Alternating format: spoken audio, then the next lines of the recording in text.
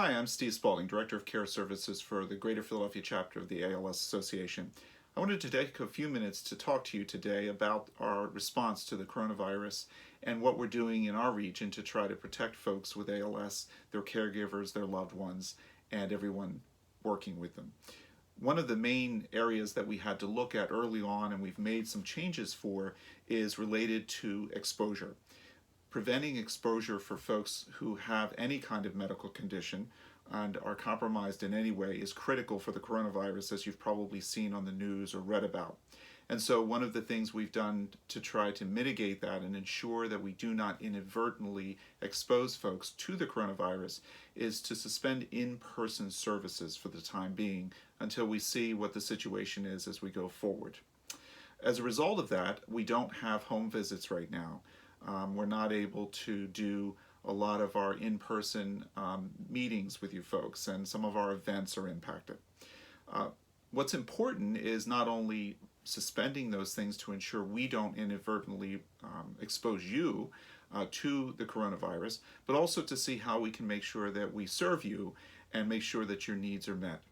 Along those lines, where you may have had a scheduled home visit or you need a home visit, our social workers are committed to making sure that they provide as much of those services remotely as possible. So they'll be calling you to make sure that they connect with you. If phones are not the way that you communicate, we will do it through email. And we're working on possibilities of doing it face-to-face through a program called WebEx. So those options are available to you: WebEx, face-to-face, remotely, email, and phone calls. Please take advantage of those opportunities and feel free to speak with your social worker as long as necessary to make sure your needs are met. We're not just checking in. We genuinely want to make sure that we meet your needs and provide you services, even though we have to do this remotely. So that's a very important, critical piece. The other thing you may have seen in my recent emails to you and postings is to try to encourage folks to look into telemedicine options with all your healthcare providers. Obviously with your ALS clinic, as well as your medical providers and specialists that you may be seeing for related issues. Many healthcare providers are providing telemedicine options for you, and I would encourage you to really look at those options, speak with them, speak with the office staff, and they'll be happy to talk to you about what they can offer you. Telemedicine gives you the opportunity to do video, which allows people to see you, and you to see the doctor or the specialist. And in many cases, they can actually use your phone or other technology you may have, an iPad, and look and review your movements or specific areas of your body or things that they need to assess and look at. Obviously, there are limits to a certain degree, but many, many things can be done remotely, medically, to make sure that you continue to get the support you need through your ALS clinic as well as your other medical providers. ALS clinics throughout our region are doing their best to respond to this situation based on their particular abilities, their population, their needs. So check with your clinic and see what their protocols are. Those are developing constantly. So you may have talked to your clinic on Monday and they told you that this is their protocol, and then on Wednesday that could have all changed as a result of the ongoing developments around the coronavirus. So by all means, continue to check in with your clinic staff to see what their protocols are and what options they can offer you. In some clinics, you are still able to go to your appointment in person, and if you're feeling healthy and confident and want to do so, by all means. The chapter is trying to support those efforts, but we're certainly not dictating one way or the other what you should do. One of the critical things that I would encourage you to do, though, is be proactive. Remember that if you have ALS or your loved one has ALS, you are considered a compromised population. It's very important that you be proactive, not just about your medical appointments and official things of that nature, but about all your interactions. If you have social situations where you are going to a party or a big event, as difficult as it is to let that go right now, because we all look forward to these social events and we don't want to be isolated. It's really, really important that you consider your exposure in that situation. One of the challenges of coronavirus is that when someone is exposed, they do not necessarily have symptoms right away. or they have symptoms that they write off to a common cold or even flu symptoms, because of course we have the season. So you just don't know what you're exposed to or what is possibly going on there. And you have to consider that as somebody who could be exposed to coronavirus and have a more challenging recovery related to being compromised in some way. So please work with your family, your caregiver. I also encourage caregivers themselves. Remember, you have to stay healthy to care for your loved one. And so you have to think about your exposure to coronavirus and how you can make sure that you minimize that as much as possible. People have asked us about, what do I do if I'm isolated? I don't want to be home alone as a person with ALS, as a caregiver, as a loved one, but I understand that I need to keep myself away from people. Think about the things you can do in terms of FaceTime. If you have, you yourself may be pretty good at that sort of thing, by all means start thinking about using that to connect with your family and your friends and the ALS community and us, and even your social worker and staff in our chapter. We're happy to do that with you. If you're not so good with the technology, but you'd like to connect with people and have never tried it before, think about connecting with a family member or loved one who is maybe, really good at this sort of thing and would be happy to set it up for you and help you get connected.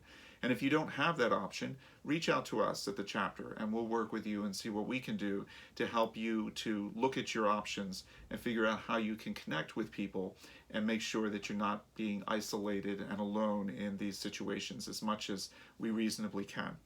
Along those lines, one of the other services that we had to suspend was in-person resource groups. And that's really critical and important to a lot of folks. So what we've encouraged facilitators to do is to look at offering other options. Talk to their groups, see if their group has agreed that they should get together remotely, and if they have, to use things like conference calls, good old-fashioned phone, talking on the phone. It's simple, it's straightforward. Other people already have Facebook groups or are pretty comfortable in the group using Facebook and are looking at offering a Facebook chat or video with one another in their group so that they can connect during their normal times. It's just remotely rather than in person.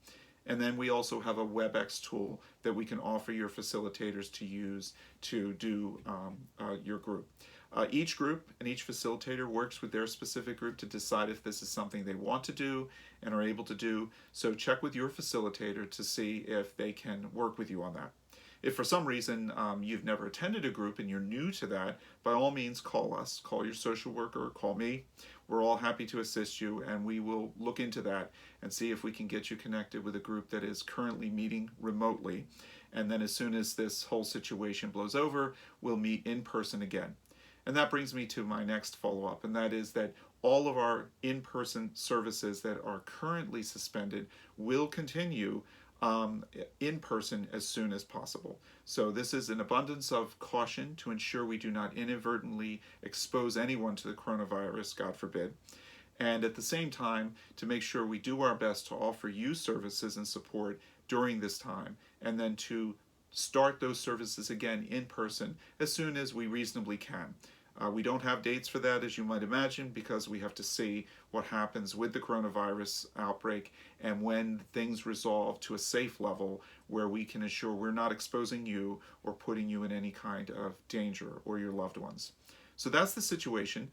By all means, just about everyone has my phone number and email. I am happy to speak with you and support you. My team is here to speak with you and support you, and we encourage you to reach out to us with questions, with any issues that may come up, and we'll do everything possible within reason to do something to assist you. If you don't have contact information for your social worker or for someone at the chapter, you can contact us on our website, which has contact information. That's alsphiladelphia.org. And we'll be happy to connect with you. Pick Care Services, and you'll see all the listings of names and numbers, including my own, in terms of being able to connect. You may also have seen my emails coming out and postings, and I always put my contact information on there as well as our Care Services number, which you can call, and someone will be happy to assist you to provide that information as well.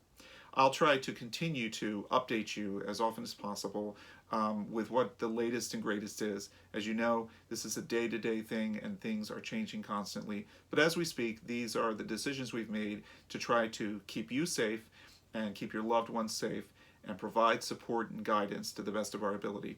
We've also included information from the CDC, the Centers for Disease Control, on very specific, accurate information about what you need to do to protect you and your family.